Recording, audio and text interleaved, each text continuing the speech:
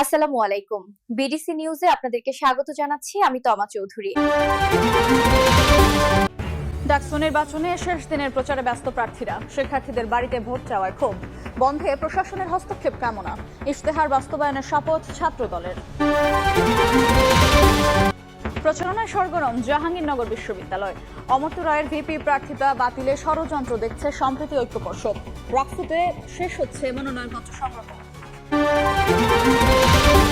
বিতর্কিত ৩ নির্বাচন ভুলে ফেব্রুয়ারিতে উৎসব মুখর ভোটের জন্য পুলিশকে তৈরি থাকার নির্দেশ উপদেষ্টার।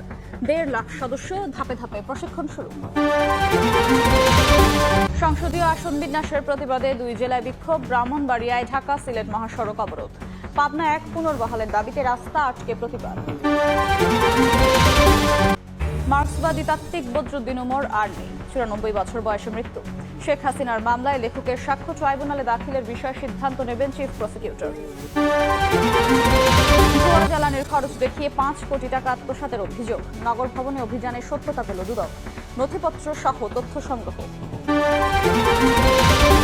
এবং বগুড়ায় ফিলিং স্টেশনের ভেতরে ক্যাশিয়ারের গলা কাটা মরদেহ। ভোলায় মাদ্রাসা শিক্ষককে কুপিয়ে হত্যা। রাজবাড়ীতে মাজারে হামলার সময় পুলিশের গাড়ি ভাঙচুরে গ্রেফতার ৫।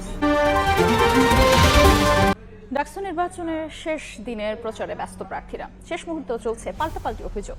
রাজনৈতিক দলের নেতারা শিক্ষার্থীদের বাড়ি বাড়ি গিয়ে এবং ফোন করে ভোট চাইছেন বলে দাবি অনেকের।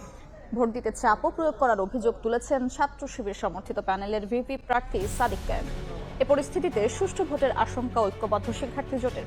স্বতন্ত্র শিক্ষার্থী ঐক্য জোটের প্রার্থী উমামা ফাতেমাও একই অভিযোগ করেন। এদিকে ছাত্রদল সমর্থিত প্যানেলের প্রার্থীরা ডাকসু নির্বাচনে জয় পেলে ১৮ দফা ইশতেহার বাস্তবায়নের শপথ করেছেন। ঢাকা বিশ্ববিদ্যালয় কেন্দ্রীয় ছাত্র সংসদ ডাকসু ও হল সংসদ নির্বাচনের প্রচারণার শেষ দিন আজ। সকাল থেকেই ক্যাম্পাসে ব্যস্ত সময় পার করছেন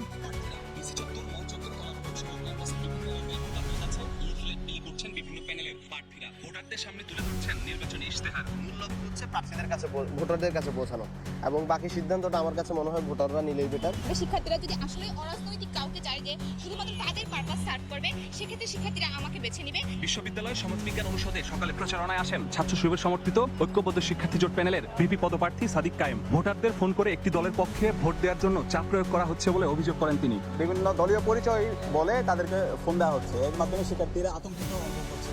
তো আমরা যে বলছি একটা স্বতঃস্ফূর্ত নির্বাচন, সেই স্বতঃস্ফূর্ত নির্বাচনের পথে এগুলো হচ্ছে অন্তরায়। দুপুরে কার্যক্রমে প্রচারণায় যান স্বতন্ত্র শিক্ষার্থী ঐক্য প্যানেলের প্রার্থীরা। এ সময় ভিপি প্রার্থী উমামা ফাতেমা রাজনৈতিক দলের নেতাদের শিক্ষার্থীদের ফোন করে ভোট চাওয়ার সমালোচনা করেন।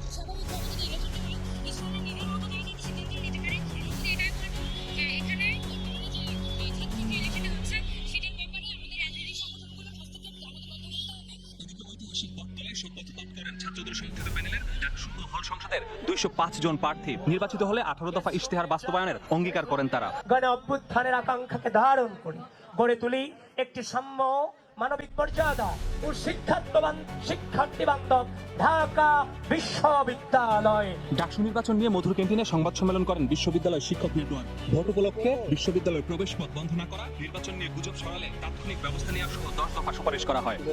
এদিকে আর মাত্র ২ দিন প্রচারণার সুযোগ পাবেন ডাকসু নির্বাচনের প্রার্থীরা। তাই তো প্রতিটি হল, ক্লাসরুম, ক্যাফেটেরিয়া ও বিভিন্ন অনুষদে সড়ক উপস্থিতি থাকে। স্বপ্নের ক্যাম্পাস গড়তে শিক্ষার্থীদের কাছে চাইছে ভোট। আর ডাকসু নির্বাচনে মনোনয়নপত্র সংগ্রহের শেষ দিনেও উৎসবমুখর পরিবেশ। বিশ্ববিদ্যালয় ক্যাম্পাস, ক্লাসরুম, চায়ের দোকান কিংবা সহপাঠীদের আড্ডা, সবখানেই ছাত্র সংসদ ও হল সংসদ নির্বাচনের উত্তাপ। চলছে বিরামহীন প্রচারণা। বিভিন্ন গ্রুপে ভাগ হয়ে শিক্ষার্থীদের কাছে ভোট চাইছেন প্যানেলভুক্ত ও স্বতন্ত্র প্রার্থীরা।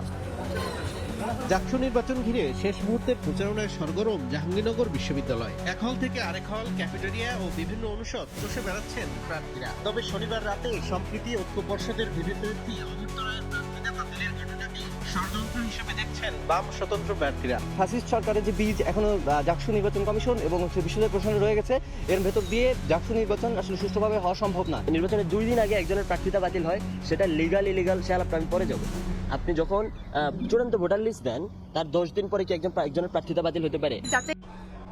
নির্বাচন কমিশনের সংসদীয় আসন পুনর্বিন্যাসের প্রতিবাদে সরব ব্রাহ্মণবাড়িয়া ও পাবনাবাসী। মহাসড়ক অবরোধ করে বিক্ষোভ সমাবেশ ও মিছিল করেছেন ২ জেলার বাসিন্দারা।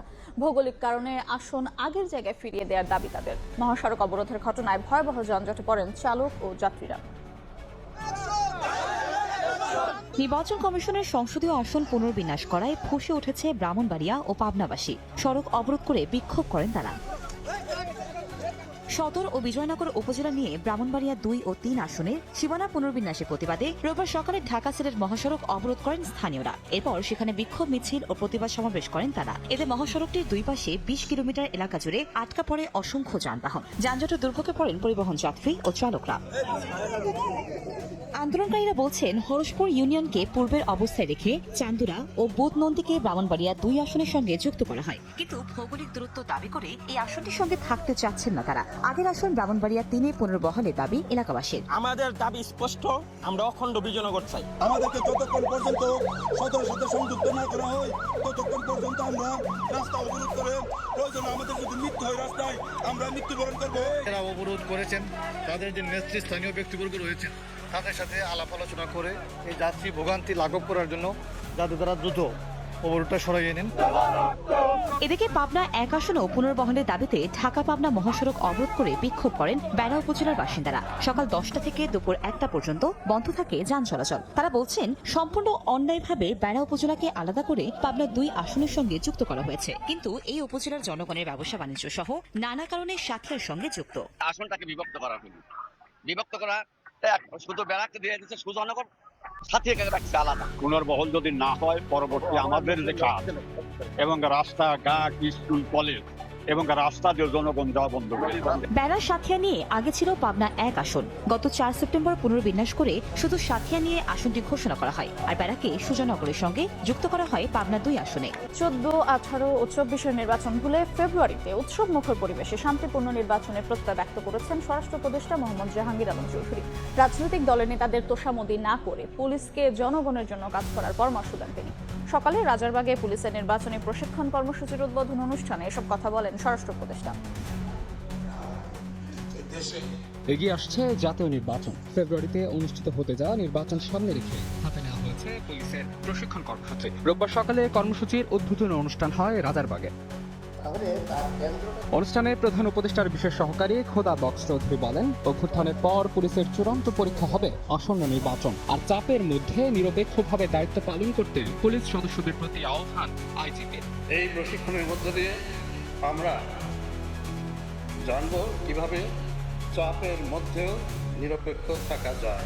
জুলাই আগস্টের পর আমরা যে নতুন প্রেক্ষিতে এই আমাদের দেশের মানুষের কাছে উপস্থাপন করতে যাচ্ছি তার চূড়ান্ত পরীক্ষা হবে নির্বাচন। বিগত 3 নির্বাচন মাথা থেকে ঝেড়ে ফেলে একটি সুন্দর, সুষ্ঠু ও নিরপেক্ষ নির্বাচন জাতিকে উপহার দিতে পুলিশ বাহিনীর সদস্যদের নির্দেশ দেন স্বরাষ্ট্র উপদেষ্টা।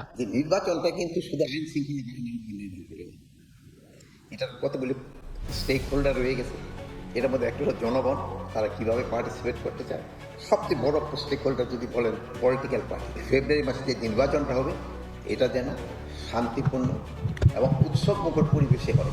14, 18, 24-এর নির্বাচন ওটা মাথা থেকে মুছে ফেলবেন। এবারে নির্বাচনে 1.5 লাখ পুলিশ দায়িত্ব পালন করবে বলে জানায় পুলিশ সদর দফতর। রোববার থেকে তাদের কয়েক ধাপে শুরু হওয়া প্রশিক্ষণ শেষ হবে 15 ডিসেম্বর।